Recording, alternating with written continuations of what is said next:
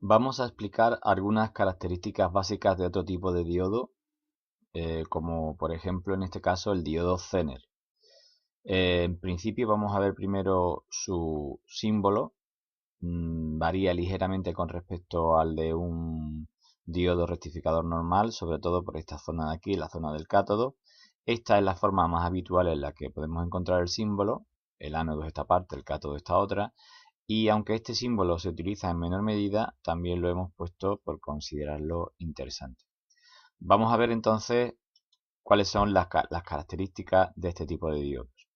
En principio, en polarización directa, funciona de la misma forma que cualquier otro diodo de silicio. A partir de los 0,7 voltios, la tensión de barrera de potencial que se establece en la unión PN, pues el diodo empezaría a conducir. Pero no es la forma habitual en la que va a trabajar un diodo Zener. Observar en la gráfica que tenemos aquí precisamente lo que nosotros llamamos la zona de trabajo, que estará comprendida entre estas dos líneas. En principio, un diodo Zener va a estar siempre trabajando polarizado inversamente. De manera que conforme la tensión inversa va aumentando, al principio no circulará corriente, la corriente es cero, y conforme nos aproximemos a un valor Vz, V sub z, tensión Zener, que dependerá de cada diodo, pues conforme nos vamos aproximando, como decía, a ese valor de tensión Zener, empezará a circular una cierta intensidad hasta que a partir de un cierto momento se alcance el valor de intensidad Zener mínima. En ese instante también hemos alcanzado el valor de la tensión Zener del diodo. Observamos que en un diodo normal se produciría un diodo rectificador, se produciría lo que denominamos avalancha y el diodo se destruiría. Sin embargo, el Zener, por su constitución interna, está preparado para poder conducir en toda esta zona sin destruirse, siempre y cuando no superemos este valor de intensidad Zener máxima. Mientras el diodo se encuentre conduciendo en polarización inversa entre este valor de IZ mínima e IZ máxima, observar cómo la tensión permanece constante e igual al valor de la tensión Zener, que como ya digo, será propia de cada diodo, de tal manera que los fabricantes fabrican, valga la redundancia, diodos Zener con distintos valores de tensión, 6,2, 7,5, 12, 9 y muchos otros valores normalizados de tensión. Si pasamos a este otro circuito, sería el circuito habitual, típico de estabilización mediante diodo Zener, estabilizador paralelo. Es el más simple y es el primero que vamos a estudiar. Partimos de un circuito en el que tendremos una tensión de entrada que podrá ser variable y que precisamente debido a esa variación que puede tener esa tensión, tendremos que utilizar este circuito de manera que a nuestra carga, nuestra resistencia de carga, le llegue siempre un valor de tensión constante. Esa tensión constante será la tensión que tenga el propio diodo Zener, de tal manera que al estar los dos elementos en paralelo, pues en la carga siempre vamos a tener la tensión que tenga el Zener. Para que el Zener estabilice, lógicamente, la intensidad Zener que la atraviese deberá estar comprendida entre los valores de IZ mínima e IZ máxima que hemos comentado con anterioridad. La resistencia limitadora habrá que calcularla para garantizar que la intensidad que se suministra sea suficiente para alimentar la carga, esta I sub L, más garantizar que como mínimo por el diodo circulará la intensidad Zener mínima que nos indique el fabricante. En el circuito se van a cumplir las siguientes ecuaciones. La tensión de entrada en todo momento será igual a la tensión en los extremos de la resistencia limitadora más la tensión que hay entre estos dos puntos, que sería la propia tensión Zener, tal y como vemos en esta ecuación. Por otro lado, la tensión en la resistencia limitadora se podría calcular mediante la ley de Ohm, multiplicando la intensidad que atraviesa, que es I total, por la resistencia limitadora, tal y como vemos en esta parte de la ecuación.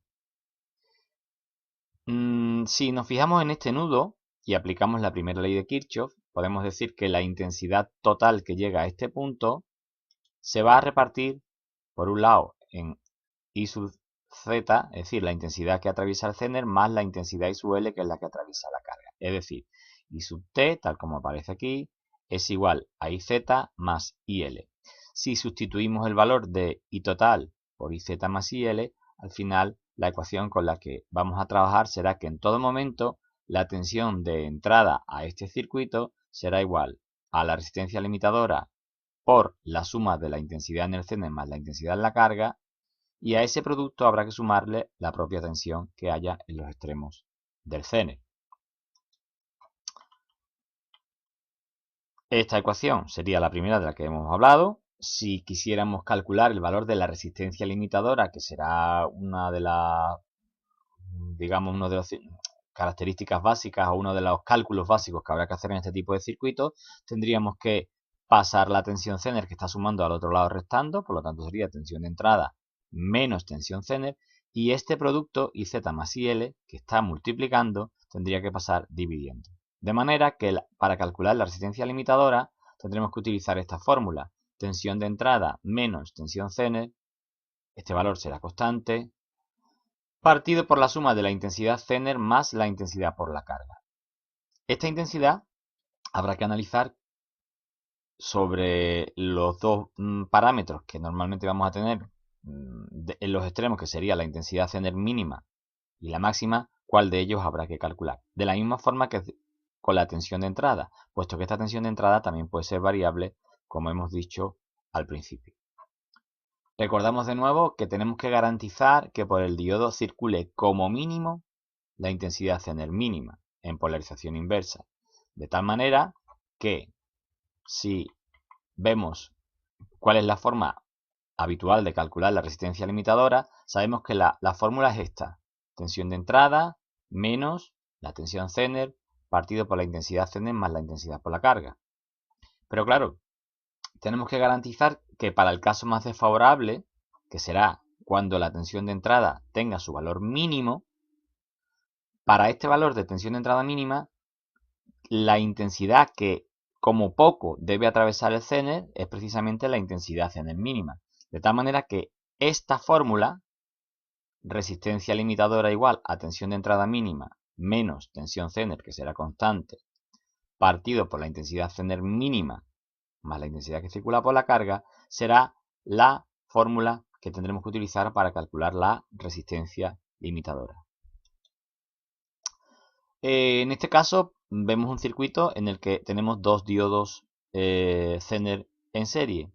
Eso es una variante que se utiliza, aquí en este caso hemos dibujado dos, podríamos tener 3, 4, los que nos hicieran falta, de tal manera que cuando no tenemos una tensión concreta, mejor dicho, cuando no tenemos una tensión o no tenemos diodos que nos suministren una tensión para alimentar una carga, un valor determinado, por ejemplo, necesitamos alimentar esta carga a 18 voltios y no tenemos Zener de ese valor, pero sí tenemos Zener, por ejemplo, de 12 y de 6. Podríamos poner un diodo de 12 y en serie otro de 6, de tal manera que los dos en serie, 12 más 6, tendríamos los 18. En este caso he dicho 12 y 6, también podrían haber sido dos diodos de 9 voltios, por ejemplo. Los colocamos en serie y tendríamos 9 y 9, pues tendríamos 18. Con lo cual es una forma de o bien aumentar la tensión cuando tenemos diodos de un valor determinado, o bien simplemente asociando diodos en serie conseguir la tensión que nosotros necesitamos para alimentar una carga. Sí es importante tener en cuenta que en este caso, cuando utilicemos esta fórmula, la intensidad Zener mínima que debemos garantizar será la intensidad Zener mínima mayor que haya en cada uno de los diodos. Es decir, si los diodos tienen dos intensidades Zener mínimas distintas, por ejemplo, si este tiene 10 mA y este tiene 20, no podemos calcular la resistencia limitadora para 10 mA, puesto que este diodo sí estabilizaría, pero este no, puesto que este necesita 20. Sin embargo, si calculamos la resistencia limitadora para los 20 mA de este diodo, que es superior a los 10 del DZ1, este va a estabilizar y este también. puesto que si este necesita 10 y por él circulan 20, no hay ningún problema. El diodo va a estar estabilizando y los dos estarían funcionando en su zona de trabajo correcta.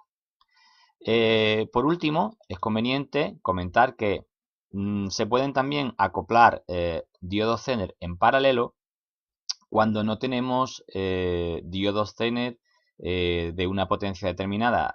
Imaginar que necesitamos alimentar a 12 voltios, por ejemplo, una carga, y que una vez que se realizan todos los cálculos de diseño del circuito, necesitamos diodos Zener que sean capaces de soportar 2 vatios. Y vamos a suponer que no encontramos en ese momento ninguno, pero sí tenemos diodos Zener de 1 vatio. Bueno, pues lo único que hay que hacer es colocar dos diodos en paralelo, nos seguirán dando los 12 voltios necesarios y la potencia, que serían 2 vatios, lo que va a hacer es, como esta intensidad se va a repartir entre estos dos diodos, pues también la potencia lo hará de tal manera que este soportaría 1 vatio y este soportaría otro vatio. Entre los dos serían los 2 vatios de un solo diodo, pero como digo, es un circuito o una técnica que se puede utilizar para resolver incidencias en determinados momentos. Esto ya sería un ejercicio concreto que mejor lo vamos a ver en un vídeo a continuación.